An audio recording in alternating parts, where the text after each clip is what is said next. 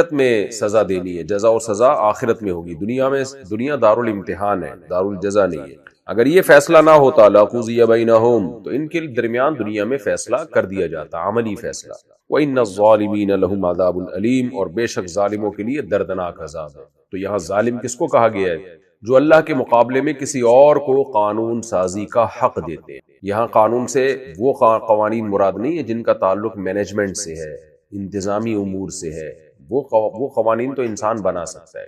یہاں وہ قانون مراد ہیں کہ کیا چیز انسان کے لیے لیگل ہے، حلال ہے، کیا حرام ہے، اس کا اختیار صرف اللہ کے پاس ہے۔ تَرَى الظَّالِمِينَ مُشْفِقِينَ مِمَّا كَسَبُوا وَهُوَ واقع بِهِمْ، اے مخاطب جب قیامت کے دن عملی فیصلہ ہوگا تو ظالموں کو دیکھے گا اپنی ان بدعمالیوں پہ، وہ ڈر رہے ہوں گے، گھبرا رہے ہوں گے، لیکن یہ گھبراہٹ ان کے کام نہیں آئے گی۔ وَهُوَ واقع بِهِمْ، وہ عذاب ان پر واقع ہو کر رہے گا۔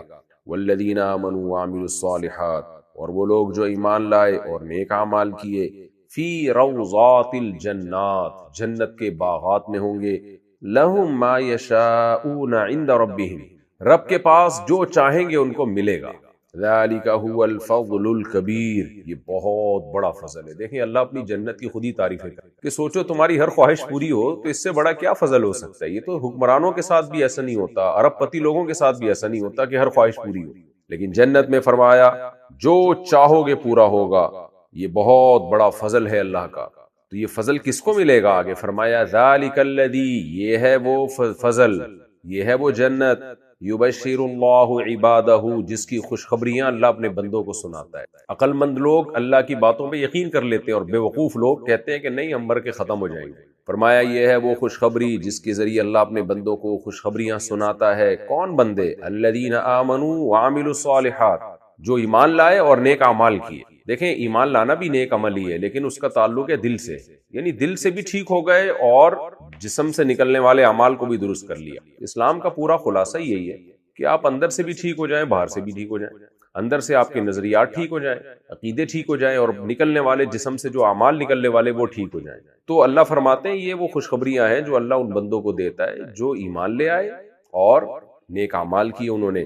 قل لا اسألکم علیہ اجرا الا المودۃ فی القربى، نبی کو حکم دیا جا رہا ہے کہ چونکہ یہ مکی صورت ہے نا، اور آپ صلی اللہ علیہ وسلم کے مخاطبین سب سے پہلے عرب تھے، اور عرب میں بھی قریشی اور قریش میں بھی ہاشمی جو آپ کے اپنے خاندان کے لوگ تھے، کو سب سے پہلے آپ نے دعوت دی ہے، جیسے کہ قرآن میں دوسرے مقام پہ آتا ہے وَأَنذِرْ عَشِيرَتَكَ الْأَقْرَبِينَ، اے نبی آپ کا جو عشیرہ ہے یعنی خاندان ہے، جو سب سے قریبی خاندان ہے، سب سے پہلے آپ ان کو دعوت دیجیے۔ جیسے قرآن میں ایک اور مقام پر آتا ہے قُوا أَنفُسَكُمْ وَأَهْلِيكُمْ نَارًا، اے ایمان والو اپنے آپ کو اور اپنے اہل و عیال کو جہنم کی آگ سے بچاؤ۔ تو نبی نے بھی اپنے قریبی رشتوں کو جمع کیا، لیکن سب سے زیادہ مخالفت بھی آپ کے رشتوں کی طرف سے ہوئی، تو اس لیے اللہ نے فرمایا کہ ان سے کہہ دیجئے کہ رشتہ داری کا ہی کچھ خیال کر لو۔ عرب میں رشتہ داروں کو بہت ترجیح دی جاتی تھی، ان کے لیے لڑتے تھے، قبیلوں میں بہت عصبیت تھی اور بہت مضبوط قبائل ہوا کرتے تھے، ایک دوسرے پہ یعنی قبیلے کا فرد ایک دوسرے پہ جان نشاور کیا کرتا تھا۔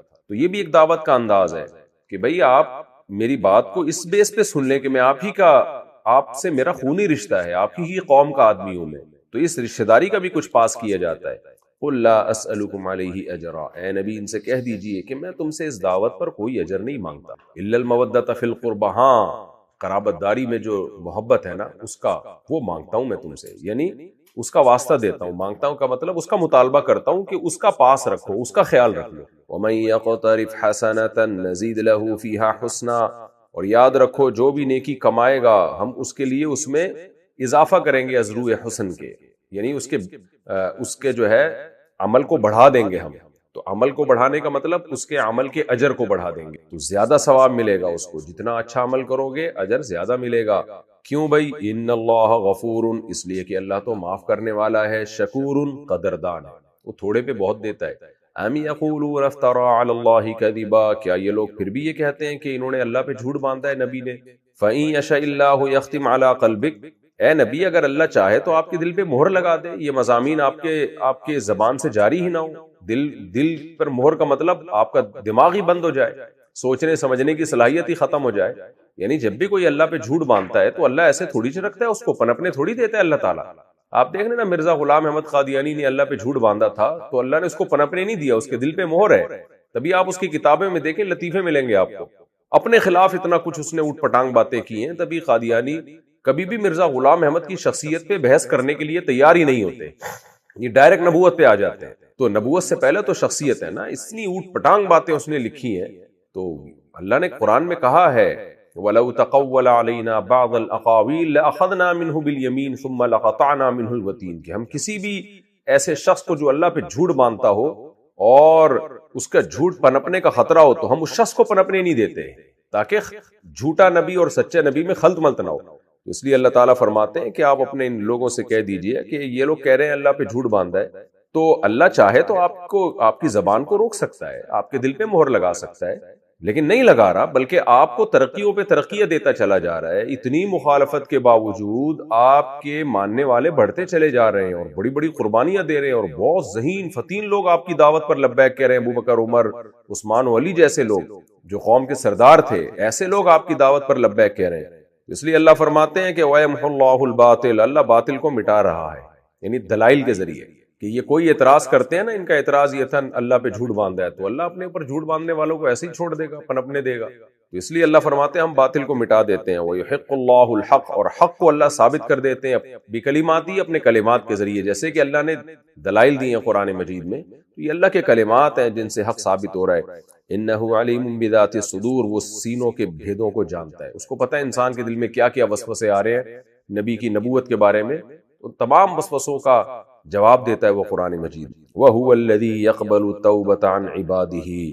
کیسی عجیب دیکھیں قرآن کی موٹیویشن ہے. قرآن دھمکیاں بھی دیتا ہے، ساتھ ساتھ امیدیں بھی دلاتا ہے. کوئی بھی حقیقی مصلح ہوگا نا، جو چاہتا ہے کہ اصلاح ہو، وہ خوف کے ساتھ ساتھ خوشخبریاں بھی دے گا تاکہ مایوسی نہ پھیلے.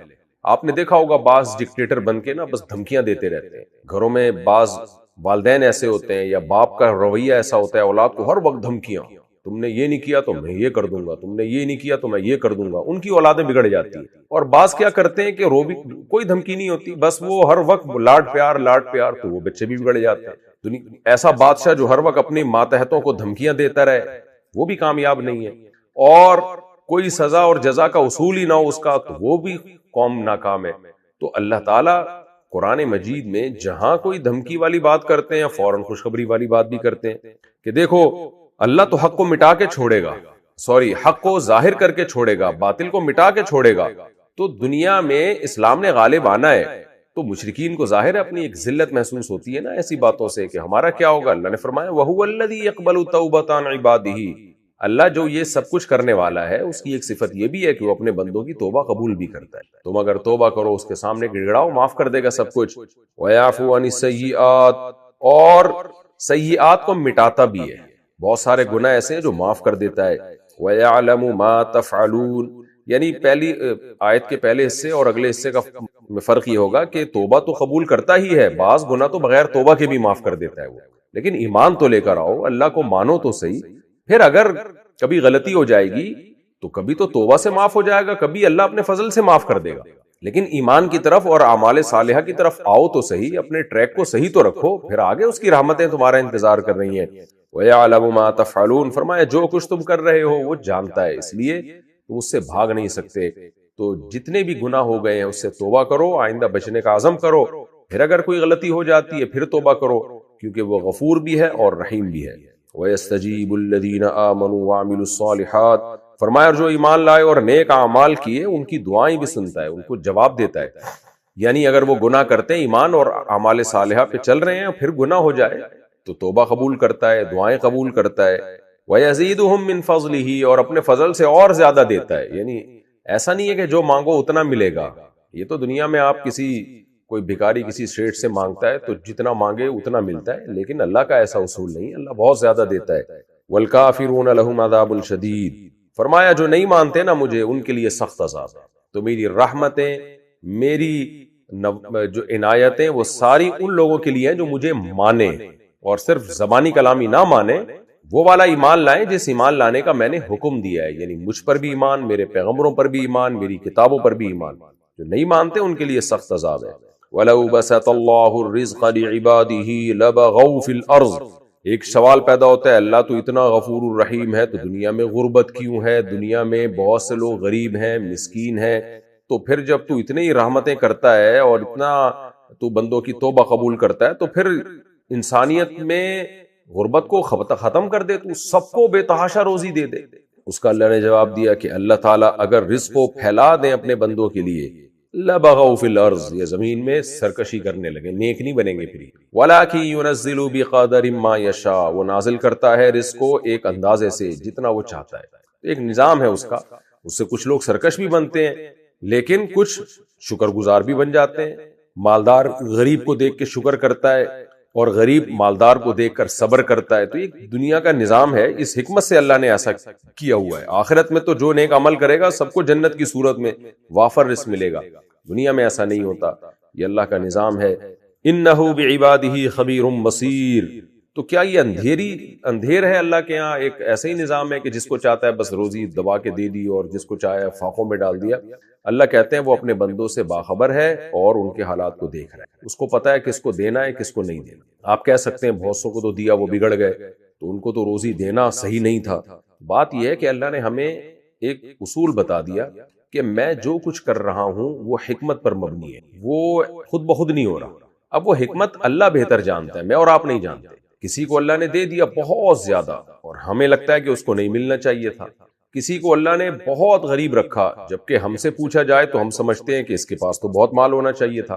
اس لیے اللہ نے فرمایا کہ یہ فیصلہ تم نہیں کرو گے، تمہیں لوگوں کے حالات کی خبر نہیں ہے، مجھے خبر ہے، تو میں کبھی کسی کو آزمانا چاہتا ہوں۔ بعض دفعہ ظالم کو دولت دے کر اللہ مظلوموں کو آزمانا چاہتا ہے، تو یہ مجھے پتا ہے، میں باخبر ہوں اور سب کے حالات کو دیکھ رہا ہوں، تو ایسا ہی نہیں ہے کہ بس خود بخود سب کچھ ہو رہا ہو۔ وَهُوَ الَّذِي يُنَزِّلُ الْغَيْثَ مِن بَعْدِ مَا قَنَطُوا، اللہ اپنی رحمتیں بیان کر رہا ہے، فرمایا اللہ وہ ذات ہے جو بارش کو برساتا ہے اس کے بعد کے لوگ مایوس ہو چکے ہوتے ہیں۔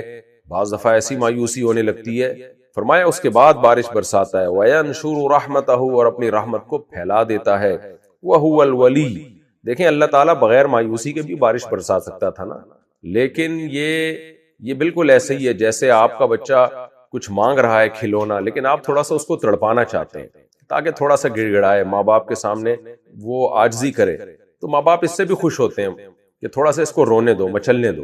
تو اللہ تعالیٰ بھی بندوں سے رحمت ہے، بندوں کے ساتھ اللہ کو محبت ہے، تو بعض دفعہ اللہ تعالیٰ بارش کو مؤخر کر دیتے ہیں، یہ بھی ایک اللہ کی رحمت ہے تاکہ ان لوگوں کو بارش کی قدر تو ہونا کہ بارش کیا ہوتی ہے۔ اگر ہوتی ہی رہے اور کبھی قحط ہی نہ آئے اور کبھی بارشیں مؤخر ہی نہ ہو تو بارش کو تو لوگ سمجھیں گے ہی نہیں کہ بارش کتنی بڑی نعمت ہے۔ اللہ کہتے ہیں من بعد ما قنطوا، میں یہ کرتا ہوں کہ لوگوں کو مایوس کر دیتا ہوں، بھائی اب نہیں ہوگی بارش، کیسے پریشان ہوتے ہیں، نماز استسقائیں ہو رہی ہوتی ہیں، اللہ پانی برسا دے، اے اللہ پانی برسا دے، کیسا تکبر خاک میں ملتا ہے، تو اللہ تڑپنا دیکھتا ہے، پھر اللہ آسمان سے بارشیں برساتا ہے اور اپنی رحمت کو پھیلا دیتا ہے۔ وَهُوَ الْوَلِيُّ الْحَمِيدُ، وہ دوست ہے اور قابل تعریف ہے۔ وَمِنْ آیَاتِهِ، اللہ فرماتے کون کون سی آیات تمہیں بتاؤں، اسی کی نشانیوں میں سے خلق السماوات والارض، آسمانوں اور زمین کا بنانا، وَمَا بَثَّ فِيهِمَا مِن دَابَّةٍ، اور آسمانوں اور زمین میں جو اس نے چلنے والی چیزیں بنا دی ہیں، پھیلا دی ہیں۔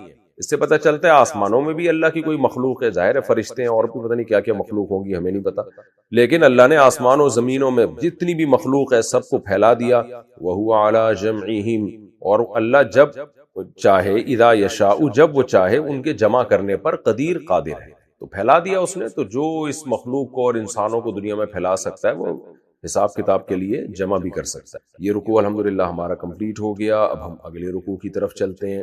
سورہ شورا کا رکوع نمبر 4 اور 25ویں پارے کا رکوع نمبر 5 اب میں شروع کرتا ہوں۔ آسان رکوع ہیں یہ الحمدللہ، اور توحید کا مضمون زیادہ ہے، اللہ کی نعمتیں، تو یہ جب آپ ترجمہ آپ کو آ جائے گا نا، پھر جب آپ قرآن پڑھا کریں گے نا ایسے روانی کے ساتھ، پھر آپ کو ان آیتوں کے پڑھنے میں مزہ آئے گا، یا تراویح میں آپ جب قرآن سنیں گے پھر آپ کو انشاءاللہ اس میں بہت مزہ آئے گا، کیونکہ پھر روانی سے یہ قرآن اللہ کا کلام ہے، کلام روانی سے جب سنا جاتا ہے تو اس میں لطف آتا ہے۔ میں تو صرف ایکسپلین کر رہا ہوں نا ایک ایک آیت کو، تاکہ آپ کو آیت کا ترجمہ یاد ہو جائے، اس کی موٹی موٹی تفسیر ذہن میں آپ کے بیٹھ جائے، ورنہ اصل جو لطف آئے گا نا آپ کو جب اگر آپ یہ میرے پراپر طریقے سے لیکچر سنیں گے سارے، تو انشاءاللہ آپ کو نماز میں اور عام حالات میں جب قرآن لے کے بیٹھیں گے تو تلاوت کا انشاءاللہ آپ کو بہت لطف آئے گا۔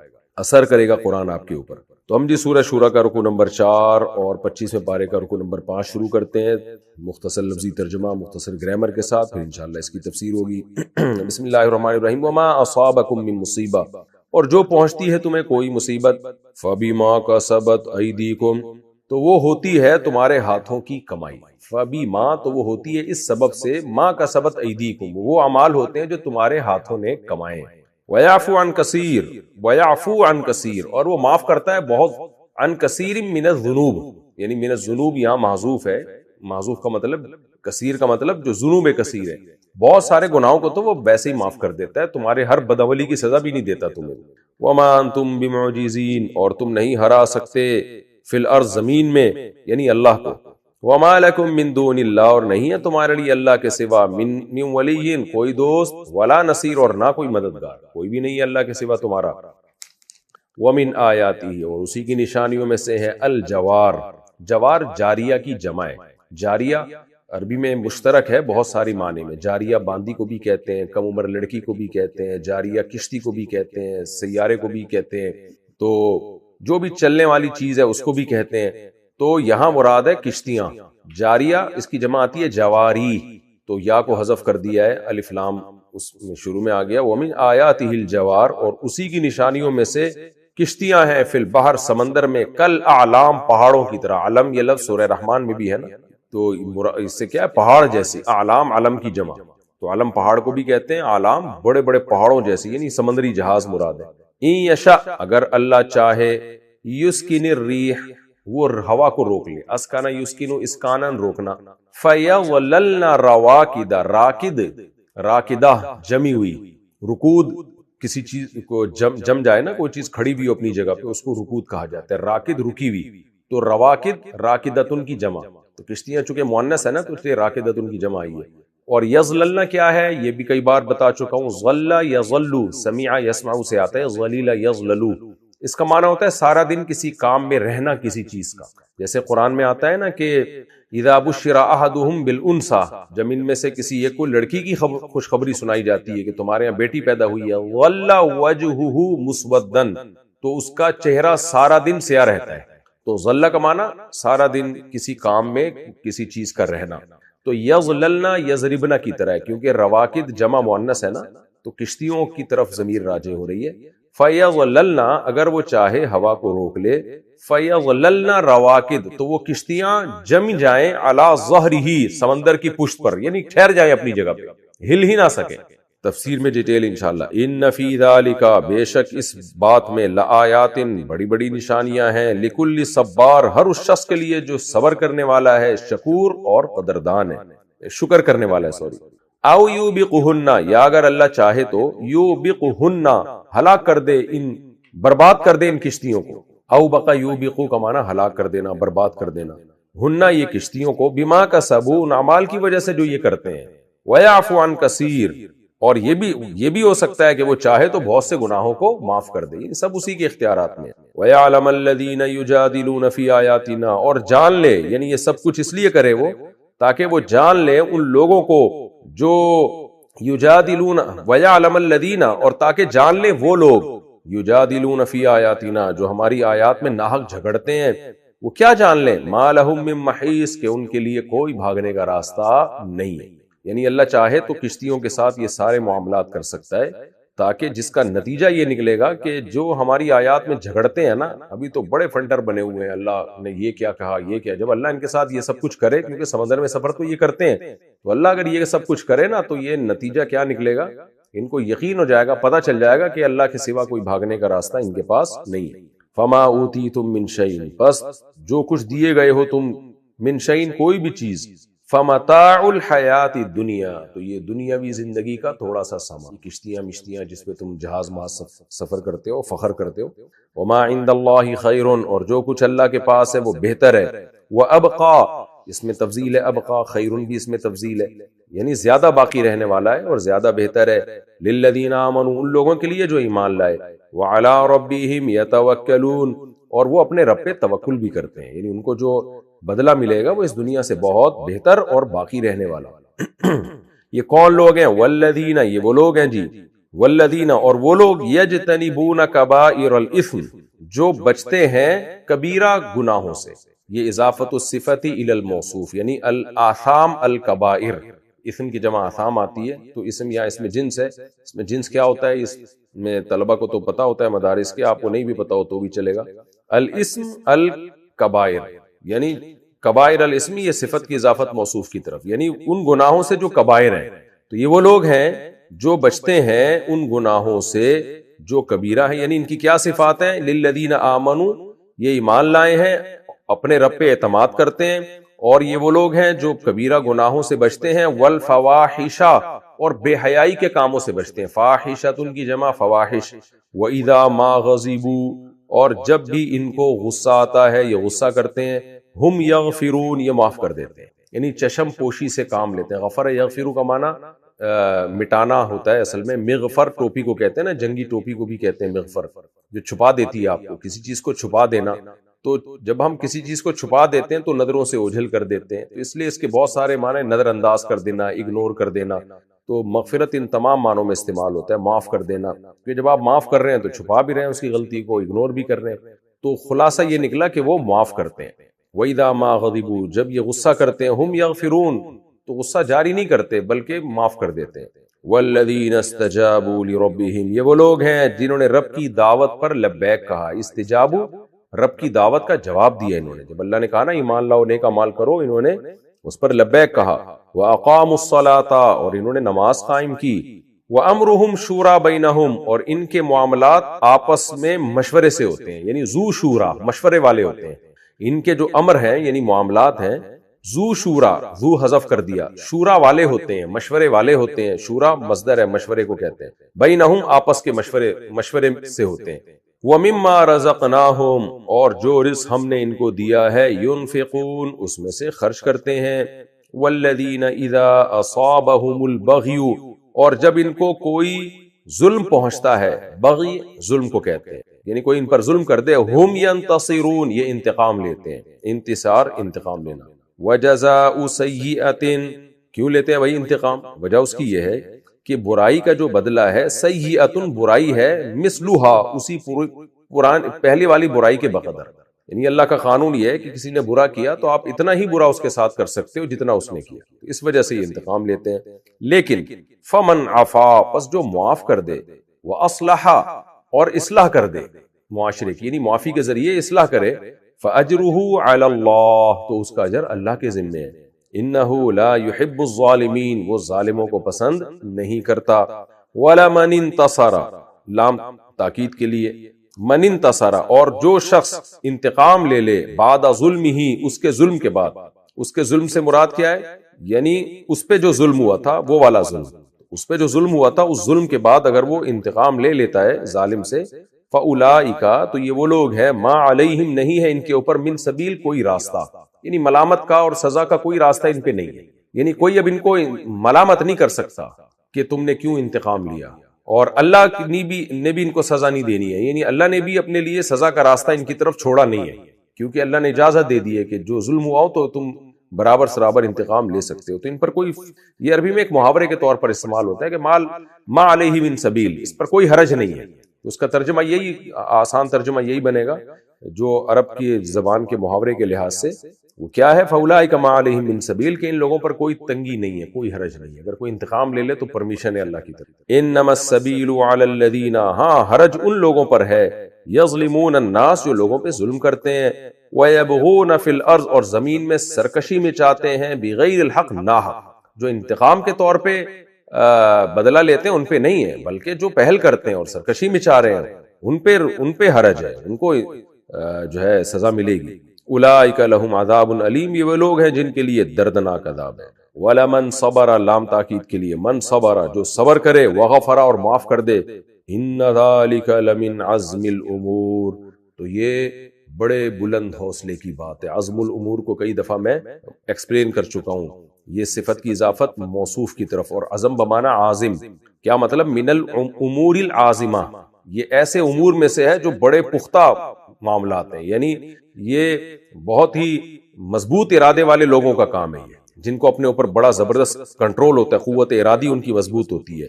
کیونکہ اگر آپ کی قوت ارادی مضبوط نہیں ہے تو آپ ایک فیصلہ کرتے ہو، لیکن جب آپ کو پتہ چلتا ہے کہ تو بڑا مشکل کام ہے تو آپ پیچھے ہٹ جاتے ہو. تو لمن عزم الامور کا مطلب کیا ہے کہ ایسا امر جو مضبوط ہو، جو جس کے لیے مضبوط عزم چاہیے ہوتا ہے. تو انتقام نہ لینا اور انتقام کی قدرت کے باوجود معاف کر دینا، یہ بلند حوصلے کا کام ہے، یہ عزم الامور میں سے ہے، یہ ہلکا کام نہیں ہے. کیونکہ جب انسان انتقام نہ لینے کا فیصلہ کرتا ہے اور اس انتقام لینے کی قدرت بھی ہو تو اس پہ اکثر قائم نہیں رہتا، بلکہ وہ کہتا ہے لوں گا انتقام. تو اللہ کہتے ہیں عزم الامور میں سے یہ ہے، حوصلے کی بات یہ ہے کہ سوسائٹی کی اصلاح کے لیے انتقام مت لو. تفسیر میں پوری ڈیٹیل آئے گی انشاءاللہ. جی مختصر لفظی ترجمہ مختصر گرامر کے ساتھ ہو گیا. اب ہم اس کی تفسیر کی طرف چلتے ہیں. سورہ شورا کا رکوع نمبر 4 اور 25ویں پارے کا رکوع نمبر 5 کی. بسم اللہ الرحمن الرحیم. وما اصابکم من مصیبت فبما کسبت ایدیکم ویعفو عن کثیر. اللہ فرماتے ہیں کہ جو کچھ تمہیں مصیبت پہنچتی ہے وہ تمہارے ہاتھوں کی کمائی ہے. یہاں مصیبت سے مراد دیکھیں، مصیبت کی دو قسمیں ہیں. ایک مصیبت وہ جس کو ہم آزمائش کہتے ہیں، وہ مصیبت تو مسلمان کو بھی آتی ہے، کافر کو بھی آتی ہے، اور وہ اللہ کی طرف سے آزمائشیں ہوتی ہیں، تکوینی امور ہوتے ہیں کچھ کائنات کے نظام کو چلانے کے لیے. تو یہاں وہ مصیبت مراد نہیں ہے، کیونکہ وہ والی مصیبت انسان کے ضروری نہیں کہ بدعمالیوں کا نتیجہ ہو، نیک لوگوں کے ساتھ بھی حادثات ہو جاتے ہیں، تو وہ مصیبت نہیں ہوتی، وہ ایک اللہ کی طرف سے آزمائش ہوتی. یہاں مصیبت سے مراد ہے وہ مصیبت جو حقیقی معنی میں مصیبت ہو، جو گناہوں کی سزا کے طور پر، جیسے لوط علیہ السلام کی قوم کے ساتھ ہوا، قوم عاد قوم سمود کے ساتھ ہوا، یا بعض دفعہ اللہ کسی قوم کو سزا دینے کے لیے قحط میں ڈال دیتے ہیں جیسے فرعونیوں کے ساتھ ہوا. تو یہاں یہ والی مصیبت مراد ہے. یہ مصیبت انسان کی بدعمالیوں ہی کا نتیجہ ہے. تو خلاصہ اس آیت کا یہ نکلا کہ جو واقعی عذاب ہوتا ہے نا، جو مصیبت بن کے آتی ہے، وہ انسان کی بدعمالیوں ہی کا نتیجہ ہے. اور کچھ قدرتی واقعات ہوتے ہیں، حادثات ہوتے ہیں، تو وہ بدعمالیوں کا نتیجہ نہیں ہے. اب سوال پیدا ہوتا ہے ہم کیسے فیصلہ کریں گے کہ کون سی مصیبت آپ کے بدعمالیوں کا نتیجہ ہے اور کون سی ویسے ہی اللہ کی طرف سے آزمائش ہے، قدرتی حادثات ہیں. دنیا میں ہمیشہ سے آئے ہیں، صحابہ کے دور میں بھی آئے، بڑے بڑے نیک لوگوں کی آزمائشیں آئی ہیں.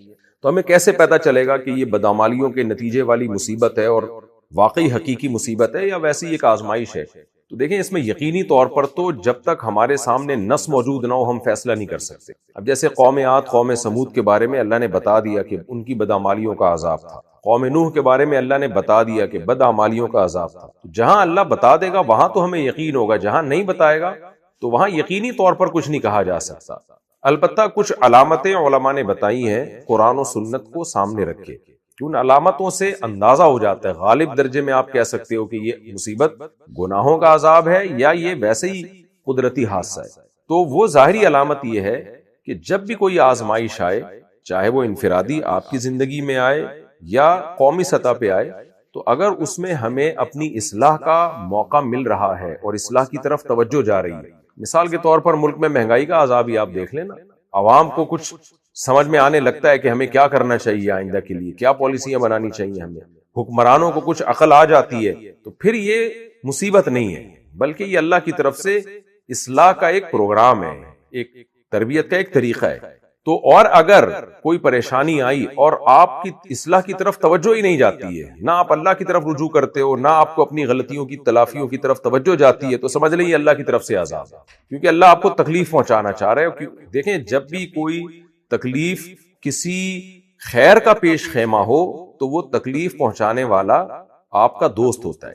ڈاکٹر بھی آپ کو تکلیف پہنچاتا ہے آپریشن کر کے، ٹیکہ لگا کے، وہ تکلیف مصیبت نہیں ہوتی بلکہ وہ آپ کو سدھارنے کے لیے ہوتی ہے. شاعر نے کہا ہے نا کہ تندی باد مخالف سے نہ گھبرائے شاہین، یہ تو چلتی ہے تجھے اونچا اڑانے کے لیے. تیز ہوائیں شاہین کو اونچا اڑانے کے لیے چلتی ہیں، ٹینشن دینے کے لیے نہیں چلتی. تو اللہ تعالیٰ بھی اپنے بندوں کی اصلاح کے لیے، تاکہ وہ اپنے اعمال میں غور کریں، اپنی اصلاح کریں، تو اللہ تعالیٰ ان کو آزمائشوں میں ڈال دیتے ہیں. تو عقل مند لوگ سدھر جاتے ہیں. تو یہ پھر مصیبت نہیں ہے، یہ بدعمالیوں کا نتیجہ نہیں ہے، یعنی عذاب برائے عذاب نہیں ہے. اور اگر آپ کو اللہ کی طرف آپ کی توجہ ہی نہیں ہو رہی اور آپ برائیوں میں اور جری ہوتے چلے جا رہے ہو، تو یہ وہ عذاب ہے جس کا اس آیت میں اللہ نے تذکرہ کیا. فرمایا جو مصیبت حقیقی معنوں میں جو مصیبت ہوتی ہے وہ مراد ہے، ہاں وہ تمہیں جو پہنچتی ہے تمہارے اعمال کا نتیجہ ہے، وَيَعْفُو عَنْ كَثِيرٍ، اور بہت سی برائیاں اللہ ویسے بھی معاف کر دیتا ہے۔ یعنی یہ تو جو عذاب آتے ہیں نا، یہ بہت سے گناہوں کو معاف کرنے کے باوجود جو کچھ گناہ رہ جاتے ہیں ان پر عذاب آتا ہے۔ سارے گناہوں کا اللہ عذاب دینا شروع کر دے تو قرآن میں جگہ جگہ اللہ نے یہ مضمون بیان کیا، ایک ذی روح چیز کو بھی اللہ زمین پہ زندہ نہ چھوڑے۔ فرمایا وَمَا أَنْتُمْ بِمُعْجِزِينَ فِي الْأَرْضِ، اور تم زمین میں اللہ کو ہرا نہیں سکتے۔ زمین کا تذکرہ اس لیے کیا کہ انسان کی دادا گیری تو زمین پر ہے نا، تو زمین پہ نہیں جو ہرا سکتا آسمانوں میں کہاں سے ہرائے گا؟ یہ اللہ عذاب دینے پہ آ جائے کچھ بھی نہیں کر سکتے تم۔ وَمَا لَكُم مِّن دُونِ اللَّهِ، اور نہیں ہے تمہارے لیے اللہ کے سوا من ولی، کوئی دوست، ولا نصیر، اور نہ کوئی مددگار ہے، اس لیے اللہ ہی سے دوستی لگاؤ۔ وَمِنْ آيَاتِهِ الْجَوَارِ فِي الْبَحْرِ كَالْأَعْلَامِ، اسی کی نشانیوں میں جہاز ہیں سمندر میں پہاڑوں جیسے۔ مفسرین نے اس آیت کا ترجمہ جہازوں سے کیا کیونکہ کشتی پہاڑوں جیسی جو ہوتی ہے وہ جہاز ہی ہوتا ہے، تو سمندری جہاز ہیں۔ کیسے سمندر اپنی پشت پہ اٹھا کے اتنی وزنی چیز کو اٹھاتا ہے اپنی پشت پہ، اور کہاں سے کہاں ایک ملک سے دوسرے ملک تمہیں دھکیل دیتا ہے، کیسے آرام سے تم ٹریولنگ کر کے اپنی منزلوں تک پہنچتے ہو، تجارت بھی کرتے ہو۔ وہ ارشمیدس کا لا ہم نے اسکول میں پڑھا تھا نا کہ پانی میں سوئی تو ڈوب جاتی ہے، جہاز نہیں ڈوبتا، تو یہ ارشمیدس کے لا کی وجہ سے ایسا نہیں ہو رہا، بلکہ اللہ نے جو قانون بنایا جس پہ جو بھی سائنٹسٹ تھا ارشمیدس وہ مطلع ہوا، تو وہ اللہ کے بنائے ہوئے قانون پر مطلع ہوا ہے۔ وہ قانون اس نے تھوڑی بنایا ہے، ایک فطرت کا قانون، فزکس کا قانون پہلے سے زمین پہ موجود تھا جو اللہ کا بنایا ہوا ہے کہ سوئی آپ پانی میں ڈالتے ہیں ڈوبتی ہے، سمندر کو کیسے سمندر جو ہے اس پہاڑ جیسے جہاز کو اپنے سینے پہ اٹھائے رکھتا ہے، تو اللہ کہتے ہیں یہ ہماری قدرت ہے۔ اور پہلے زمانے میں بھی اب بھی ہم نے دیکھا ہے جب باہر ٹریولنگ ہوتی ہے تو بادبانی کشتیاں اب بھی ہیں، جب تک وہ گوروں کو ہم نے دیکھا ہے جب ایک ملک سے دوسرے ملک ٹریولنگ کے لیے جاتے ہیں نا، سیاح جو ان کے ہوتے ہیں، ٹورسٹ ان کے جاتے ہیں، تو وہ کیا کرتے ہیں کہ وہ ڈیزل بچانے کے لیے انہوں نے پردے لگائے ہوئے ہیں کشتیوں میں، جیسے پرانے زمانے میں ہوتا، تو جب تک ہواؤں سے چلائیں گے ہوا چلائے گی ان کو، تو ہوا بڑے مزے سے چلاتی ہے کشتیوں کو، وہ پردے دائیں بائیں کرتے رہتے ہیں، اس سے اس کی ڈائریکشن چینج ہوتی رہتی ہے۔ تو پہلے زمانے میں تو یہی ہوتا، 100-150 سال پہلے تک اس طرح بہت زیادہ لوگ سفر کیا کرتے تھے کشتیوں پہ بیٹھ کے۔ حاجی بہت جایا کرتے تھے، ہماری پرانی کتابوں میں ملتا ہے کہ بادبانی کشتیوں میں بیٹھ کے حج پہ جایا کرتے تھے، تو اس میں بہت ہی سستے میں آپ کا سفر ہو جایا کرتا تھا کیونکہ ہوا کی طاقت آپ استعمال کر رہے ہیں۔ تو اللہ تعالیٰ فرماتے ہیں کہ تم جو ہواؤں کے ذریعے سمندری جہازوں پہ سفر کر رہے ہو، ڈیزل کا خرچہ، بجلی کا خرچہ بچا رہے ہو، انرجی تمہیں قدرت نے دی ہوئی ہے، یہ بھی تو ہوائیں اللہ کے کنٹرول میں ہیں۔ چونکہ عرب میں تو یہ بہت زیادہ تھا اس وقت نا، یہ سمندری جہاز اور کشتیاں، یہ بادبانی کشتیاں ہوتی، وہ لوگ پردوں کو سیٹ کرتے تھے خاص اینگل سے کہ وہ ہوا آ کے ان اینگلوں پہ ٹکراتی تھی اور کشتی کو دھکیلتی تھی آگے، تو وہ اس اینگل سے جہاں ان کو موڑنا ہوتا اسی حساب سے وہ پردوں کو سیٹ کرتے تھے۔ تو اللہ نے فرمایا کہ تم جو سمندروں میں جا رہے ہو نا، بیچ سمندر میں اللہ ہوا کو روک دے تو تمہارا بنے گا کیا؟ یشاء یسکن الريح، اللہ اگر چاہے ہوا کو روک دے، فَيَظْلَلْنَ رَوَاكِدَ عَلَى ظَهْرِهِ، تو سارا دن یہ کشتیاں سمندر کی پشت پہ کھڑی رہیں، کیسی ٹینشن میں آؤ گے، تمہیں جان کے لالے پڑ جائیں گے۔ یہ ہوائیں اللہ کے اختیار میں ہیں۔ إِنَّ فِي ذَلِكَ لَآيَاتٍ لِكُلِّ صَبَّارٍ شَكُورٍ، بے شک اس بات میں بڑی بڑی نشانیاں ہیں ان لوگوں کے لیے جو بہت زیادہ صبر کرنے والے اور بہت زیادہ شکر کرنے والے۔ عجیب بات ہے، سورہ لقمان میں بھی اللہ نے جہاں کشتیوں کا تذکرہ کیا تھا کہ اللہ چاہے تو طوفان سے تمہیں ہلاک کر دے سمندر میں، وہاں بھی اللہ نے یہی کہا تھا کہ اس میں صبر کرنے والوں کے لیے بہت بڑی بڑی نشانیاں ہیں۔ تو کشتیوں کا صبر شکر سے کیا تعلق ہے؟ دیکھیں یہاں صابر شاکر کا مطلب ہے مومن۔ مومن جو کامل ہوتا ہے نا، اس میں دو ہی تو بہترین خصوصیات ہیں کہ غموں پہ صبر کرتا ہے اور خوشیوں پہ شکر کرتا ہے۔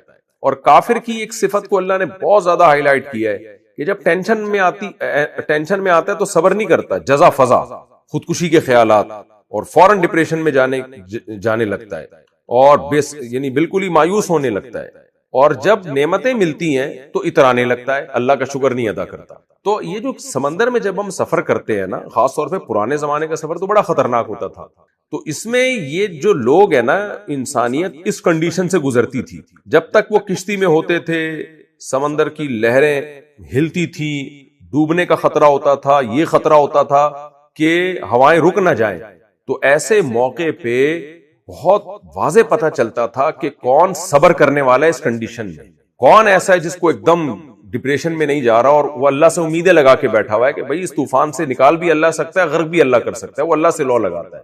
اور اس کنڈیشن سے جب کشتی میں نکلتے ہیں تو کون ہے جو شکر کرتا ہے اور کون ہے جو ناشکر ہے. تو سمندر میں جانے کے بعد اس کا بڑی اچھی طریقے سے اندازہ ہو جاتا ہے. آج تو بڑے محفوظ جہاز ہیں لیکن پہلے یہ کیفیت بہت ہوتی تھی کہ جب آپ مصیبت میں آتے ہیں نا تو مصیبت سے نکل گئے تو کون ہے جو اللہ کی طرف نسبت کرے گا؟ اس اللہ نے ہمیں نکالا ہے. اور مصیبت میں پڑ گئے تو کون ہے جو مایوس نہیں ہوگا بلکہ صبر کرے گا؟ تو اس کا مطلب یہ ہوا کہ یہ جو سفر ہے نا، جب آدمی ٹینشن میں آتا ہے تو یہ انسان کو جانچنے کا بہترین ذریعہ ہے. تو جب تک آپ کی طبیعت میں کامل درجے کا صبر اور کامل درجے کا شکر نہیں ہوگا، آپ میں سوچنے سمجھنے کی صلاحیت نہیں ہوگی. جن کو سوچنے سمجھنے کی صلاحیت ہوتی ہے نا، وہ مصیبت میں صبر کرتے ہیں اور جب مصیبت دور ہو جاتی ہے تو شکر کرتے ہیں. اور جو اندھے بہرے گونگے ہیں، سوچنے سمجھنے کی صلاحیت ہی نہیں ہے، تو وہ مصیبت میں صبر نہیں کرتے، ان کو خودکشی کے خیالات آتے ہیں اور وہ سوچتے نہیں ہیں. ان میں سوچنے کی صلاحیت نہیں ہے. اگر سوچنے کی صلاحیت ہوتی تو وہ یہ سوچتے کہ بھئی یہ اللہ ہے نا، تو اللہ تو دیکھ رہا ہے نا، وہ بچانا چاہے میں بچا سکتا ہے. اور جب وہ مصیبت سے نکلتے ہیں تو کہتے ہیں بھئی اللہ نے بچایا. تو یہ سوچنے سمجھنے کی صلاحیت جس میں ہوگی وہ صابر بھی ہوگا، شاکر بھی ہوگا.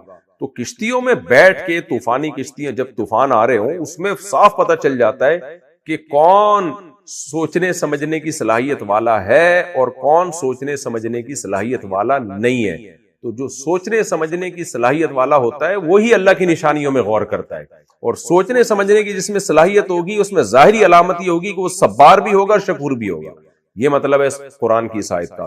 تو اللہ فرماتے ہیں کہ اس میں نشانیاں ہیں. یہ جو سمندری جہاز سفر کر رہے ہیں اور اللہ کی قدرت تمہیں نظر آ رہی ہے، تو جن میں سوچنے سمجھنے کی صلاحیت ہے نا، ان کو اس میں اللہ کی قدرت کی بڑی نشانیاں نظر آئیں گی، اللہ کے احسانات کی بھی، اللہ کی قدرت کی. پھر اللہ بتاتے ہیں، ہم تمہیں بتاتے ہیں سوچنے سمجھنے کی صلاحیت ہوتی کس میں ہے، ان کی علامت کیا ہے. ان کی علامت یہ ہے کہ ان میں صبر بھی ہوگا، ان میں شکر بھی ہوگا.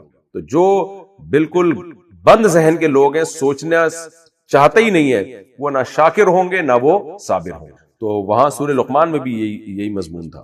فرمایا او یوبقہن بما کسبوا، اللہ چاہے تو ان کشتیوں کو ہلاک بھی کر سکتا ہے، تمہیں وہاں تڑپا بھی سکتا ہے، روک لے اور تم کھڑے رہو. اب تم پریشان ہو جاؤ کہ پتہ نہیں ہم کب منزل تک پہنچیں گے. آپ دیکھیں سفر میں بسیں خراب ہو جاتی ہیں اور پتہ ہی نہ ہو کہ کب ٹھیک ہوگی، کیا ٹینشن ہوتی ہے. اور سمندر کی پشت پہ جا کے آپ کا جہاز جو ہے رک جائے اور جھولنے لگے اور پتہ ہی نہ ہو کہ اب یہاں سے نکلیں گے کب. اللہ کہتے ہیں یہ ٹینشن بھی میں تمہیں دے سکتا ہوں، ایک اور ٹینشن دے سکتا ہوں، وہ یہ کہ تمہیں الٹا غرق کر دوں وہاں پہ. اور یہ بھی کر سکتا ہوں وَيَعْفُ عَنْ كَثِيرٍ، کہ بہت سو کو میں معاف بھی کر سکتا ہوں کہ ان کو نجات دے دو، یعنی بچا لو ان کو اس عذاب سے. عن کثیر میں یہ انسان بھی مراد ہو سکتے ہیں کہ بہت سے لوگوں سے چشم پوچھی سے کام لوں، اور یہ بھی ہو سکتا ہے بہت سے گناہوں کو معاف کر دوں اور سزا نہ دوں.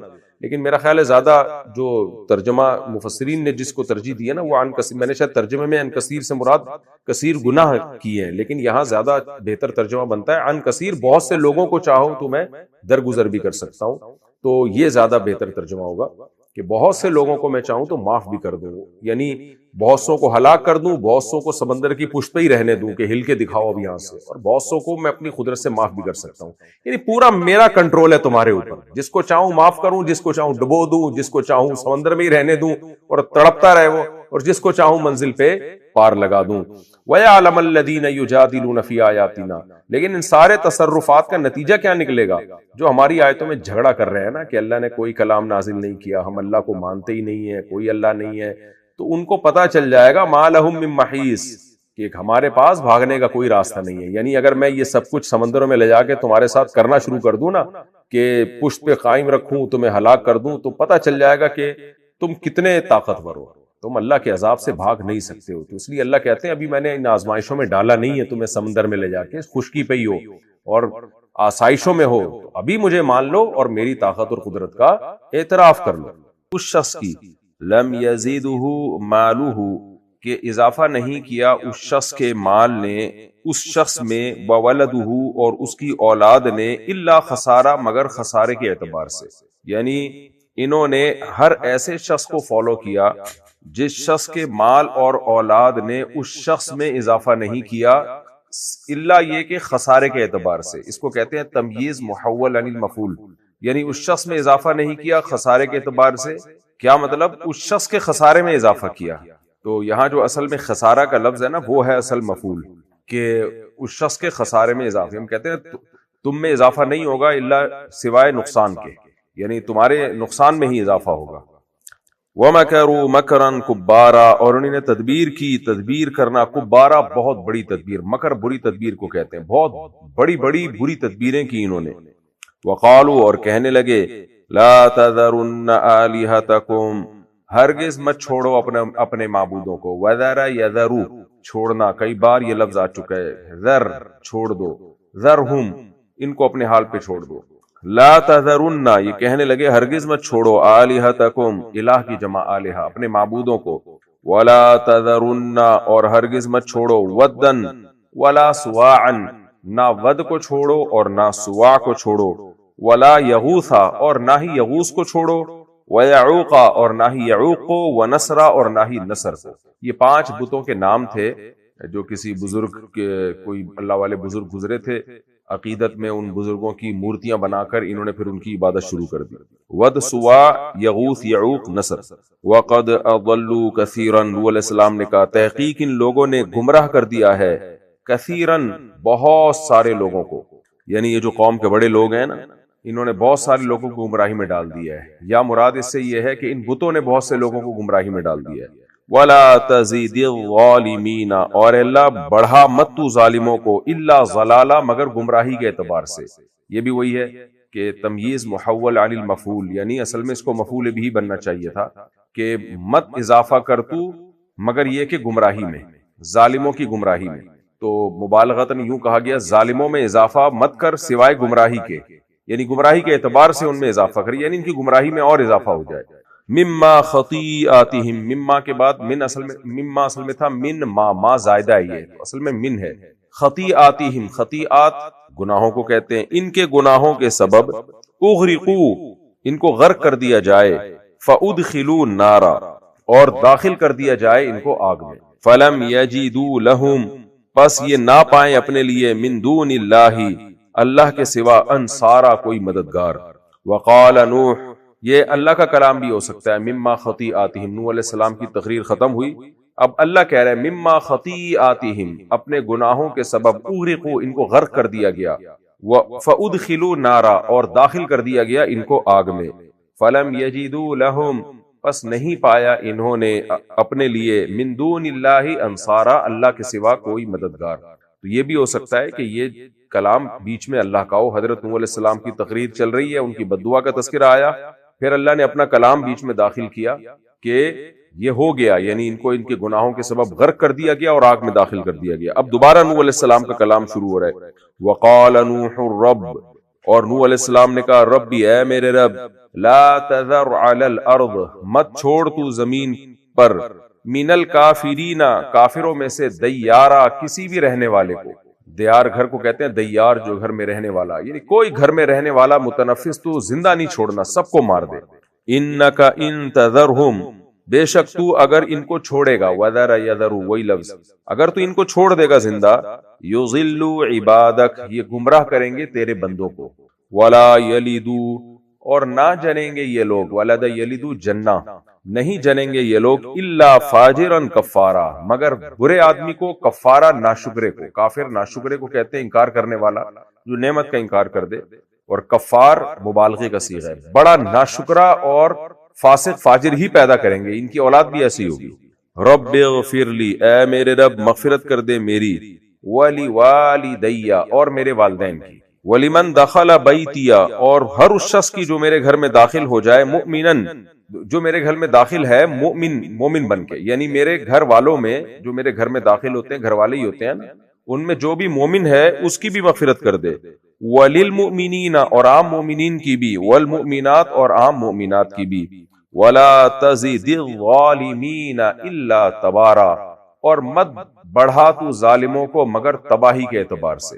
یہ بھی تمییز محول علی المفعول ہے، یعنی ظالموں کی تباہی میں ہی تو اضافہ کر دے، ان کو تباہ و برباد کر دے۔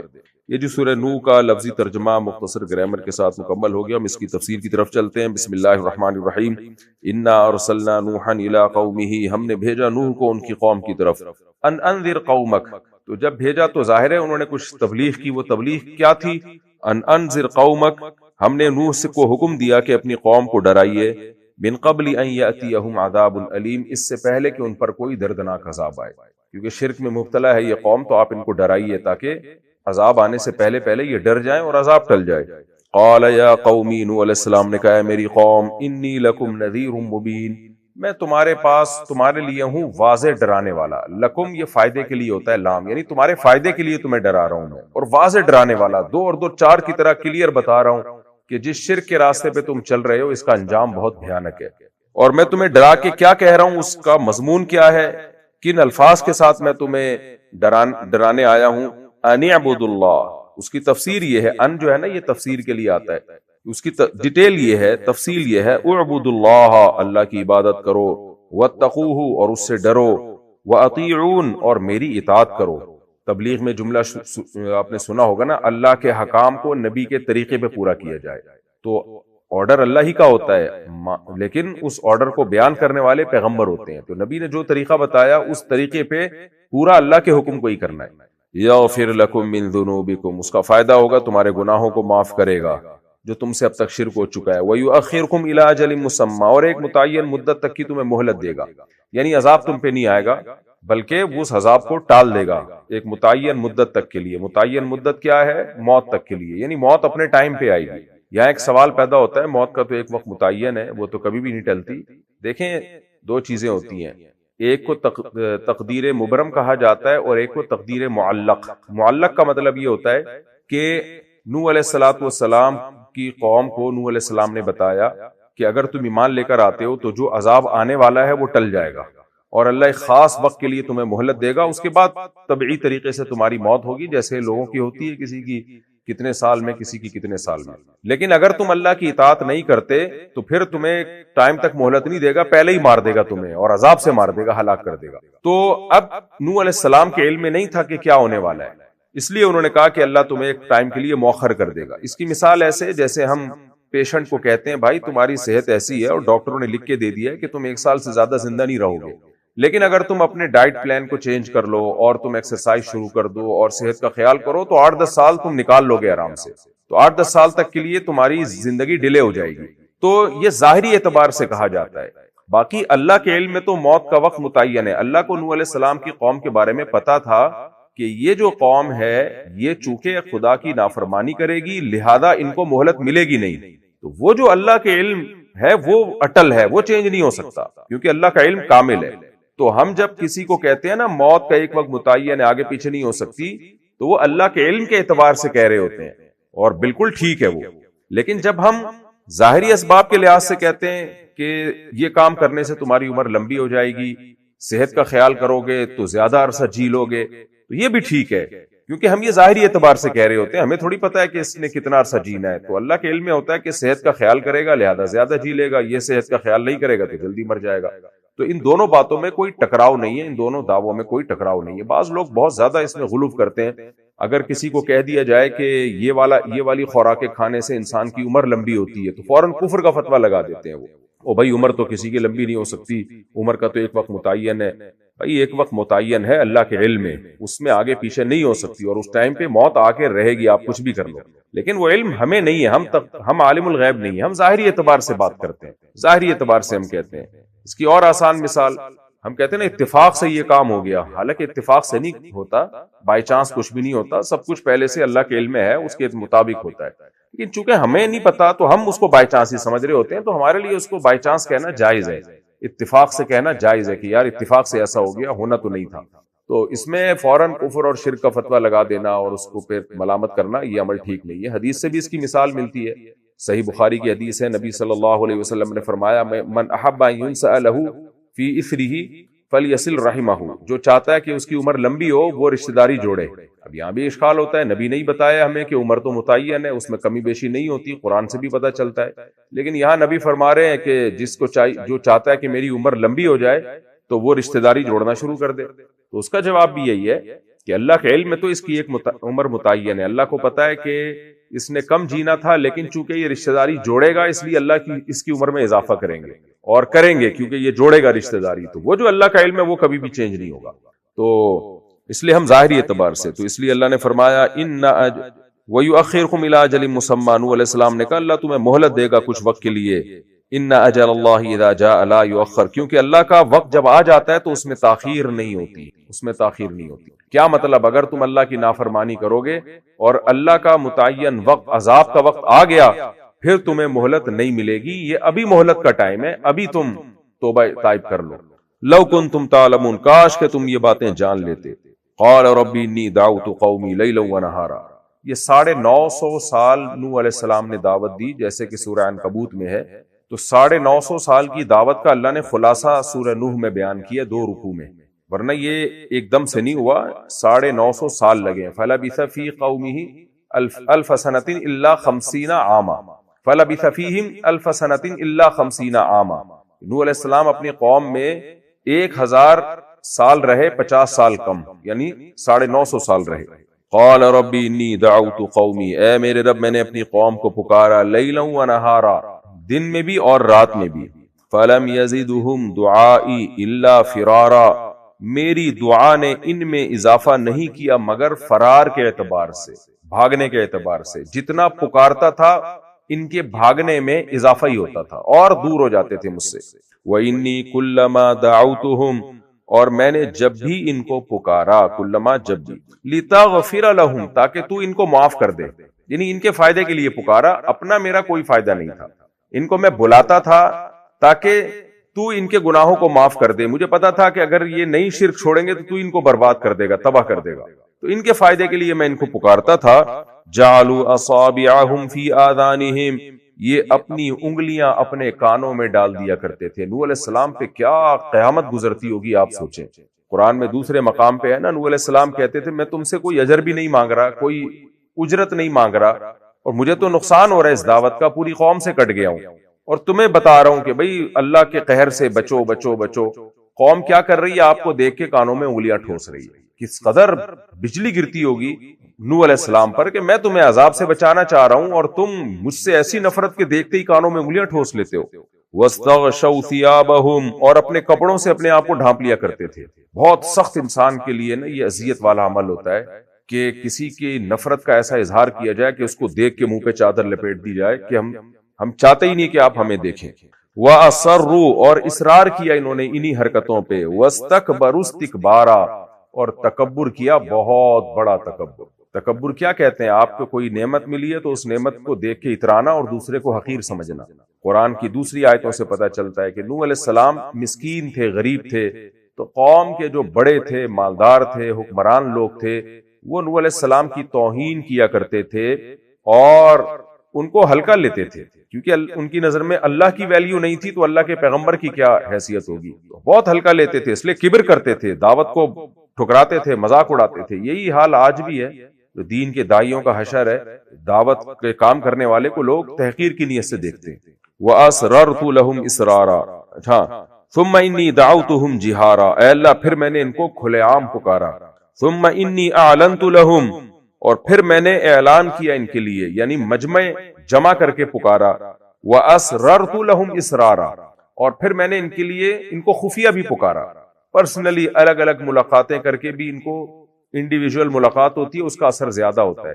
بعض دفعہ آپ انفرادی دعوت کسی کو دیتے ہیں تو وہ زیادہ اثر نہیں لیتا، وہ مجمع میں دعوت اس پہ اثر کر جاتی ہے۔ وہ جب اکیلے آپ اس کو سمجھائیں گے تو وہ سمجھتا ہے کہ بھئی اپنے اوپر بوجھ محسوس کرتا ہے۔ تو دعوت اور تبلیغ کے جتنے طریقے ہو سکتے تھے سوٹیبل، وہ سارے میں نے اختیار کیے۔ فَقُلْتُ اسْتَغْفِرُوا رَبَّكُمْ، میں نے ان سے کہا اپنے رب سے اپنے گناہوں کی معافی مانگو، انہو کان غفارا، وہ بہت زیادہ معاف کرنے والا ہے، تمہاری ساری زندگی کے گناہوں کو معاف کر دے گا۔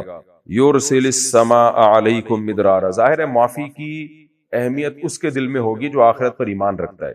دیکھیں حدیث میں بھی کئی نیکیاں ایسی ہیں جن کے بارے میں آتا ہے اس سے گناہ معاف ہوتے ہیں۔ اب جو لوگ دین بیزار لوگ ہیں ان کو کچھ اثر ہی نہیں پڑتا اس سے، وہ کہتے ہیں گناہ معاف ہونے سے کیا ہوتا ہے، کوئی پیسے ویسے ملتے ہیں تو ہم یہ کام کریں۔ تو ایمان والوں کے دل میں سب سے زیادہ ویلیو اس کی ہے کہ میری غلطیاں جو مجھ سے ہوئی ہیں میری اس پہ پکڑ نہ ہو، اس لیے پیغمبر اسی چیز کو زیادہ فوکس کرتے تھے۔ یرسل السماء علیکم مدرارا، وہ برسائے گا تم پر آسمان موسلا دھار، یعنی خوب بارشیں ہوں گی۔ دیکھیں بارشیں آج بھی اور ہمیشہ سے غیر مسلموں پر بھی ہوتی رہی ہیں، خود قرآن سے پتہ چلتا ہے کہ لا یغررک تقلب الذین کفروا فی البلاد، کافروں کی ترقی دیکھ کے تم دھوکے میں نہ ہو، تو ظاہر ہے ترقی تو بارشوں کے بغیر ہو نہیں سکتی نا، بارش نہ ہو تو قحط پڑے گا۔ تو ہمیشہ سے غیر مسلموں اور مسلموں سب پہ بارشیں برستی رہی ہیں۔ تو یہ نوح علیہ السلام نے جو اپنی قوم سے کہا نا کہ تم ایمان لاؤ گے تم پر موسلا دھار بارشیں برسائے گا، تو یہ آپ کی قوم کے ساتھ خاص ہے۔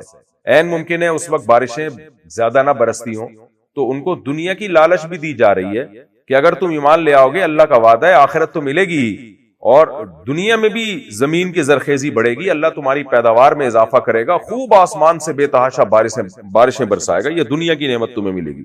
وَيُمْدِدُكُمْ بِأَمْوَالٍ وَبَنِينَ، اور مدد کرے گا تمہاری مالوں کے ساتھ اور بیٹوں کے ساتھ، یعنی اکنامکلی بھی تمہیں بہت مضبوط کر دے گا اور تمہیں کثرت سے بیٹے دے گا۔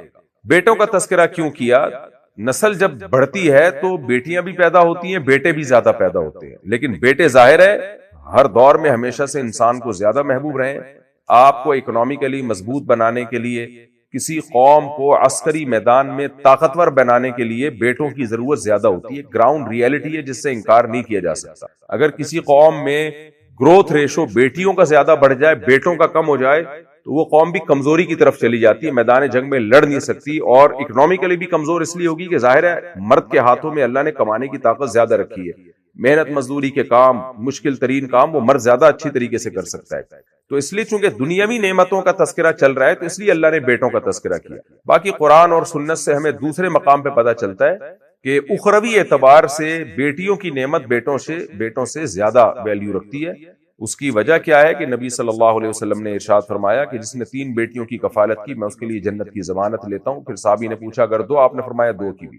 اور سورہ کہف میں ہے المال والبنون زینت الحیات الدنیا، مال اور بیٹے دنیا کی زینت ہیں، والباقیات الصالحات، اور جو باقی رہنے والی نیکیاں ہیں تو ان میں حضرت علی سے منقول ہے کہ یہاں اللہ نے جو آخرت کے نعمتوں میں جن نعمتوں کا ذکر کیا وہ بیٹوں کے مقابلے میں، تو اس لیے بہت سے مفسرین نے اس سے بیٹیاں مراد لی ہیں کہ مال اور بیٹے یہ دنیا کی زینت ہے، اور آخرت میں باقی رہنے والی نعمتوں میں دیگر نیکیوں کے ساتھ بیٹیاں بھی ہیں، اور ظاہر ہے ان کی کفالت میں سوائے اللہ کی رضا کے اور کوئی مقصد ہو نہیں سکتا، جبکہ بیٹوں کی جو انسان کفالت کرتا ہے تو بہت دفعہ اس سے لالچ اور امید بھی ہوتی ہے کہ یہ ہمیں کما کے کھلائے گا، ہمارا دست و بازو بنے گا۔ باقی بیٹا اگر دعا کرتا ہے اور نیک ہے، صالح ہے، اور باپ کے لیے صدقہ جاریہ بنے تو وہ ایک اضافی چیز ہے، وہ تو کوئی بھی آپ کے لیے صدقہ جاریہ بنے گا اولاد میں تو وہ قیامت کے دن آپ کے کام آئے گا۔ تو اس لیے اللہ نے یہاں بیٹوں کا تذکرہ کیا کہ دنیاوی نعمتوں میں بہرحال بیٹوں کی ایک ویلیو زیادہ ہے، اور اس سے یہ بھی پتہ چلتا ہے کہ نسل کا بڑھنا یہ صرف آخرت کی نعمت نہیں ہے، دنیا کی نعمت بھی ہے، کیونکہ جب نسل زیادہ ہوگی تو ہی بیٹے زیادہ ہوں گے نا۔ ایسا تو نہیں ہو سکتا کہ بیٹے ہی بیٹے کسی قوم کے پیدا ہونا شروع ہو جائیں، یہ تو امپاسبل ہے، آج تک کبھی ایسا نہیں ہوا۔ تو گروتھ ریشو بڑھتا ہے تو بیٹوں کا ریشو بھی آٹومیٹیکلی بیٹیوں کے ساتھ ساتھ بڑھنا شروع ہو جاتا ہے۔ تو اس سے بھی پتہ چلتا ہے کہ نسل کا بڑھنا کسی قوم کی اکنامکلی ترقی کے لیے بہت زیادہ ضروری ہے۔ لوگ کہتے ہیں یورپ امریکہ نے تو نسل روک کے ترقی کر لی ہے، یہ بالکل غلط ہے۔ ان کی ترقی کے اسباب نسل روکنا نہیں ہے، بلکہ ان کی ترقی میں ایک بہت بڑی رکاوٹ گروتھ ریشو کا گرنا بن چکا ہے۔ جاپان، جرمنی، اٹلی، یہ سب ملک پریشان ہیں کہ کاش ہم نے یہ نسل روکنے کی تحریکیں نہ چلائی ہوتی تو آج ہم اس سے بھی زیادہ مضبوط ہوتے۔ تو جاپان کی حالت آپ دیکھ لیں، وہ دوسرے ملکوں کے لوگوں کو ویزے دے دے کے بلا رہا ہے۔ تو اللہ تعالیٰ نے دوسرے مقامات پر بھی نسل کے بڑھنے کو نعمت کے طور پہ بیان کیا ہے۔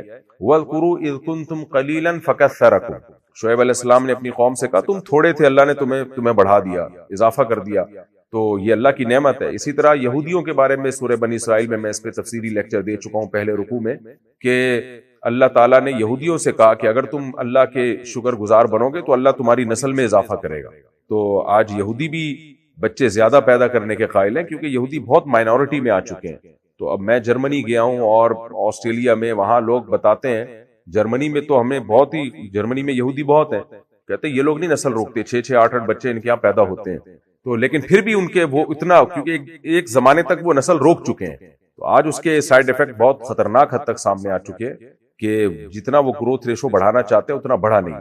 تو اس لیے اس آیت سے بھی پتہ چلتا ہے کہ بہت بڑی نعمت ہے آپ کی نسل کا بڑھنا۔ وَيُمْدِدُكُمْ بِأَمْوَالٍ وَبَنِينَ، اللہ مال اور بیٹوں میں اضافہ کرے گا۔ وَيَجْعَلْ لَكُمْ جَنَّاتٍ، اور اللہ تمہارے لیے باغات پیدا کرے گا۔ وَيَجْعَلْ لَكُمْ أَنْهَارًا، اور دریا پیدا کرے گا تمہارے لیے۔ تو کسی بھی ملک میں باغات کی کثرت، زرخیز زمین، بارشوں کی کثرت اور نہروں اور دریاؤں کی کثرت یہ اللہ کی بہت بڑی نعمت ہے۔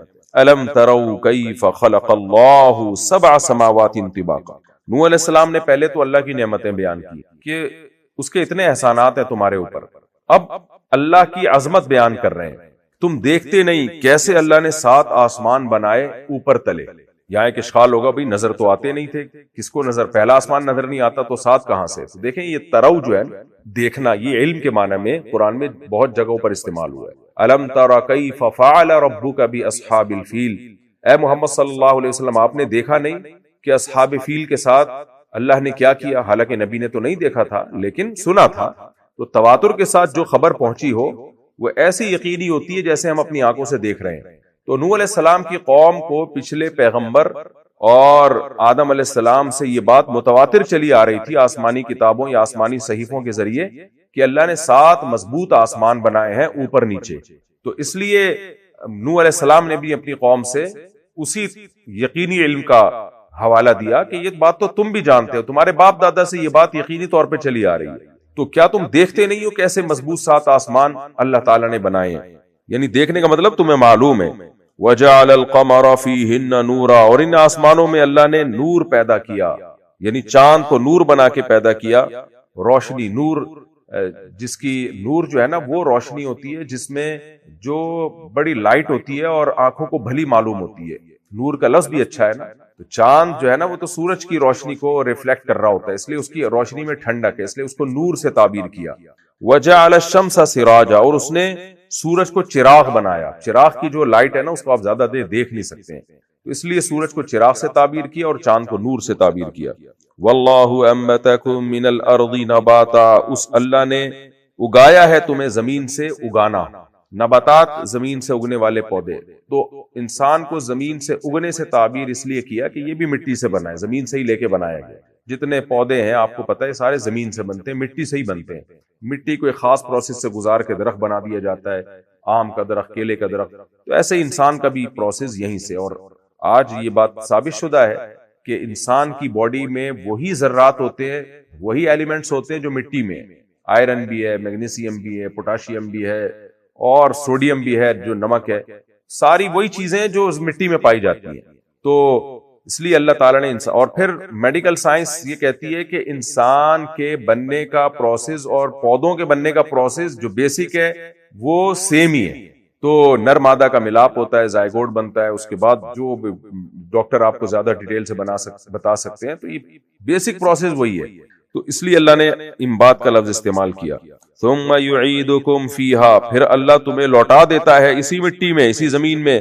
ویخرجکم اخراجا، پھر وہ دوبارہ نکالے گا تم کو نکالنا، یعنی خوب طاقت سے نکال دے گا دوبارہ تمہیں۔ کیا مطلب؟ تم ان 2 چیزوں کو تو اپنی آنکھوں سے دیکھ رہے ہو، اسی مٹی سے بنتے ہو، اسی مٹی میں جا کے دوبارہ مٹی بن جاتے ہو، تو اللہ کے لیے کیا مشکل ہے تمہیں دوبارہ زندہ کر دینا؟ کیوں انکار کر رہے ہو دوبارہ پیدائش پہ؟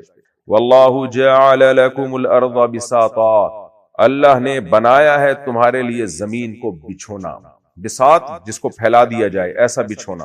لتسلکوا منہا سبلا فجاجا، تاکہ تم چلو اس زمین میں، سبل سبیل کی جمع راستوں پر، فجاجا کشادہ راستے، یعنی پوری زمین کو مسخر کر دیا، ٹریولنگ کو آسان بنا دیا۔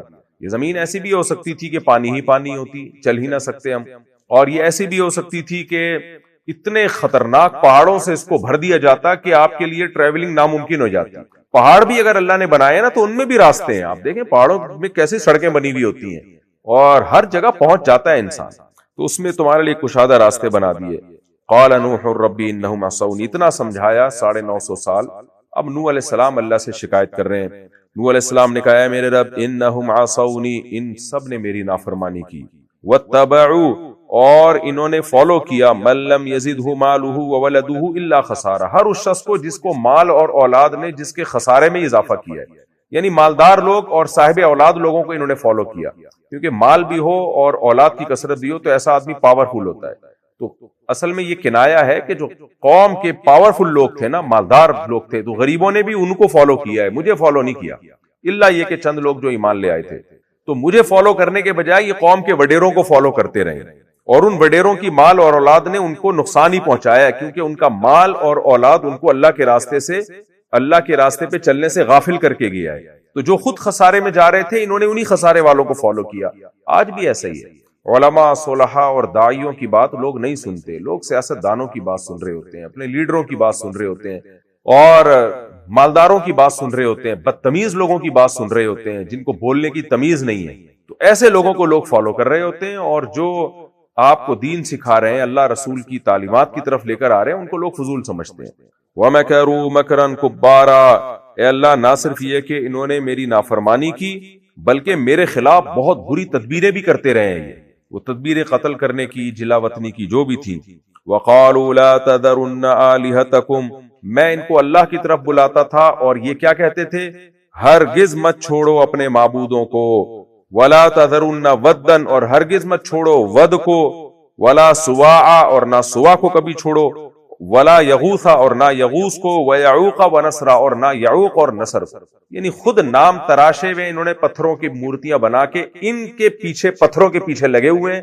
اور جس رب نے اس کائنات کو بنایا، 7 مضبوط آسمان اوپر تلے بنا دیے، اس نے آسمان سے بارشیں برساتا ہے اور انسانوں کو زمین کی مٹی سے بنا کے کھڑا کر دیا اس نے، اور دوبارہ پیدا کرے گا. اس رب کو چھوڑ کر ان مورتیوں کے پیچھے لگے ہوئے ہیں. وَقَدْ أَضَلُّوا كَثِيرًا، اے اللہ ان دولت مند لوگوں نے بہت سے لوگوں کو گمراہ کر دیا ہے. وَلَا تَزِدِ الظَّالِمِينَ إِلَّا ضَلَالًا، میں بھی ان کے خلاف ایک بد دعا کرتا ہوں کہ تو اب ان ظالموں کی گمراہی میں اضافہ کرنا. قرآن میں دوسرے مقام پہ ہمیں پتہ چلتا ہے کہ نوح علیہ السلام نے بد دعا اس وقت کی ہے جب اللہ نے ان کو بتا دیا لَن يُؤْمِنَ مِن قَوْمِكَ إِلَّا مَن قَدْ آمَنَ، کہ نوح جتنے لوگوں نے ایمان لانا تھا لا چکے ہیں، اب مزید ہرگز کوئی شخص ایمان نہیں لے کر آئے گا. تو دوسرے مقام پہ القرآن یفسر بعضہ بعضا، قرآن کی بعض آیتیں بعض آیتوں کی تفسیر کرتی ہیں. تو جب بالکل نوح علیہ السلام مایوس ہو گئے ہیں نا، تو پھر یہ شکایتیں شروع کی ہیں نوح علیہ السلام نے. اس سے پہلے نہیں کی ہیں. اس سے پہلے ایک شخص کی بھی ایمان کی امید تھی نا نوح علیہ السلام کو، تو دعوت دیتے رہے، آپ بد دعا نہیں کی آپ نے. اب جب بالکل ایمان کی امید ختم ہو گئی تو اب اللہ سے کہہ رہے ہیں کہ اللہ ان ظالموں کی گمراہی میں تو اب اضافہ کر. یہ اتنا سخت جملہ کیوں کہا؟ اس لیے کہ اب نوح علیہ السلام کو یہ تھا کہ اب عذاب تاکہ یقینی آئے، جس عذاب کا اللہ نے وعدہ کیا وہ آ جائے، کیونکہ اب یہ ایمان نہیں لے کر آئیں گے تو اب ان کی گمراہی بڑھے گی، تو پھر اللہ کا عذاب جلدی آئے گا. اور جلدی عذاب کیوں لانا چاہ رہے ہیں؟ تاکہ مزید بچے نہ جنیں گے، کیونکہ یہ جو بچے جنیں گے وہ بھی انہی جیسے ہوں گے، وہ بھی جہنم کے ایندھن بنیں گے. اگلی نسل کو تباہی سے بچانے کے لیے نوح علیہ السلام عذاب میں اب جلدی کر رہے ہیں. اللہ نے فرمایا مما خطیئاتہم، ان کے گناہوں کے سبب اغرقوا، ان کو غرق کر دیا جائے گا. فادخلوا نارا، اور ان کو آگ میں داخل کر دیا جائے گا. یہ جملہ فیوچر کا بھی ہو سکتا ہے. پاسٹ کے سینٹینس سے جب فیوچر کی خبر دی جاتی ہے تو اس کا مقصد تاکید ہوتی ہے، یعنی ایسا گویا کہ یہ ہو چکا ہے، مقصد یہ کہ ہوگا. اور یہ ماضی کی خبر بھی ہو سکتی ہے کہ اللہ نے فرمایا بیچ میں ایک جملہ معترضہ کے طور پر، معترضہ کہتے ہیں جو ٹاپک سے ہٹ کے بیچ میں ایک بات ہو، تو ٹاپک سے ہٹ کے اللہ نے خبر دے دی کہ ایسا ہم نے کر دیا کہ ان کے گناہوں کے سبب اغرقوا، ان کو غرق بھی کر دیا گیا. فادخلوا نارا، اور ان کو آگ میں داخل بھی کر دیا گیا. یہ آیت بھی عذاب قبر کی بہت صریح واضح دلیل ہے کہ غرق اور آگ میں داخلہ ایک ساتھ ہوا. حالانکہ پانی تو قبر نہیں ہوتا، پانی اور آگ تو جمع نہیں ہو سکتے، لیکن اس میں پتہ چلتا ہے جب کوئی پانی میں غرق ہو کے مرتا ہے تو برزخ وہیں پہ شروع ہو جاتی ہے، چاہے وہ ثواب کی شکل میں ہو چاہے وہ عذاب کی شکل میں ہو. فلم یجدوا لهم من دون اللہ انصارا، انہوں نے اللہ کے سوا کسی کو اپنا مددگار نہیں پایا. وقال نوح الرب، اور نوح علیہ السلام نے کہا میرے رب لا تذر علی یعنی یہ بھی کہا نوح علیہ السلام نے عذاب سے پہلے، اے میرے رب لا تذر علی الارض من الکافرین دیارا، کافروں میں کسی ایک متنفس کو بھی جو گھروں میں رہنے والا ہو.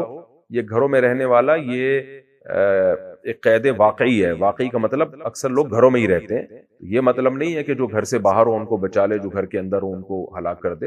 ہم بھی کہتے ہیں نا جو بھی لوگ گھروں میں رہنے والے ہیں سب پر مصیبت آئے گی، یعنی ان کا گھر ان کو عذاب سے بچا نہیں سکے گا. اے اللہ جو بھی گھروں میں رہنے والے ہیں سب کو تباہ و برباد، کسی کو بھی ایک کو مت چھوڑ، زندہ نہ چھوڑنا. کیوں؟ انک ان تذرہم، اگر تو ان کو چھوڑ دے گا، یضل عبادک، یہ تیرے بندوں کو گمراہ کریں گے، یعنی جو ایمان لا چکے ہیں نا ان کو بھی گمراہ کرنے کی کوشش کریں گے، ان کا ایمان بھی ڈگمگائے گا، ان میں بھی وسوسے ڈالیں گے. یہ ولا یلدوا الا فاجرا کفارا، اور نہیں جنیں گے مگر گناہگار کو اور ناشکرے کو، جیسے خود ہیں آگے ان کی اولادیں بھی ایسے ہی پیدا ہوں گی. تو انسانیت پہ رحم کا تقاضا یہی ہے کہ ان کو ہلاک کر دیا جائے. اس سے پتہ چلتا ہے بھائی بعض دفعہ بد دعا بھی رحمت کا تقاضا ہوتی ہے. رحمت کس کے لیے؟ جو زندہ ہیں ان کو بچانے کے لیے. یہاں کچھ لوگوں پہ نا تصوف کا غلبہ ہو جاتا ہے، وہ کسی کے خلاف بد دعا بھی نہیں کرنے دیتے. وہ یہ نہیں دیکھ رہے ہوتے کہ آپ جس ظالم کے خلاف بد دعا سے روک رہے ہیں تو اصل میں آپ مظلوم کے اگینسٹ جا رہے ہیں. آپ کو مظلوم پہ ترس نہیں آ رہا. تو نوح علیہ السلام کو اگلی نسل پہ بھی ترس آ رہا ہے، اور جو مسلمان ہو چکے ہیں ان کے ایمان کی بھی فکر ہے کہ ان کو بھی یہ گمراہ نہ کر دیں. رب اغفر لی ولوالدی، اے میرے رب مغفرت کر دے میری بھی اور میرے والدین کی بھی. انبیاء کی عادت ہے دعاؤں میں سب سے پہلے اپنے والدین کو مقدم رکھتے ہیں. وَلِمَنْ دَخَلَ بَيْتِيَ مُؤْمِنًا، اور جو بھی داخل ہے میرے گھر میں مومن، یعنی میرے اہل بیت میں سے جو بھی ایمان لائے ہیں، میری بیٹیوں میں، بیٹوں میں، گھر والوں میں جو بھی ایمان لا چکے ہیں سب کی مغفرت کر دے. وَلِلْمُؤْمِنِينَ وَالْمُؤْمِنَاتِ، اور عام مومنین اور عام مومنات کی بھی جو بھی ایمان لائے ہیں. وَلَا تَزِدِ الظَّالِمِينَ إِلَّا تَبَارًا، اور ظالموں کی تباہی میں تو اضافہ کر دے، برباد کر دے. یہ سورہ نوح تھی جو الحمدللہ ختم ہو گئی، اور اس کا مضمون بہت واضح ہے، کیسے انبیاء نے اپنی قوموں کو دعوت دی. اور آج بھی اللہ کی دعوت بہت سیدھی ہے، کوئی اس میں کوئی پیچیدگی نہیں ہے.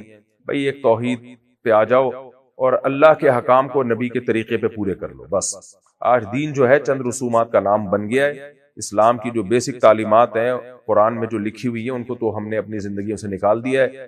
اسلام نام ہے، محرم میں کالے کپڑے پہنو، ربیع الاول میں ہرے کپڑے پہنو، پیلی چپلیں پہنو، اور محرم میں الگ طرح کی رسمیں، ربیع الاول میں الگ طرح کی رسمیں، رجب میں الگ طرح کی رسمیں، دیگیں، تمبو، لائٹیں، ان چیزوں کا نام ہم نے اسلام بنا لیا ہے. پھر وہ چہلم کے الگ مسائل ہیں، نیٹ ورک بند ہو جائے گا پورے ملک کا، اور ربیع الاول میں روڈ بلاک ہو جائیں گے، اور جو دنگا مستیاں، اور وہی انٹرٹینمنٹ ہے جس پہ مذہب کا لیبل لگا دیا ہے. تو مذہب نام بھائی پیغمبروں کی دعوت کو فالو کرنے کا نام ہے. پیغمبروں کی دعوت کو، ایک خدا پر ایمان لاؤ، اپنے اعمال درست کرو، معاہدوں کی پابندی کرو، اخلاق کو درست کرو. تو ان سب چیزوں کا نام مذہب ہے جو دعوت پیغمبر لے کر آئے تھے.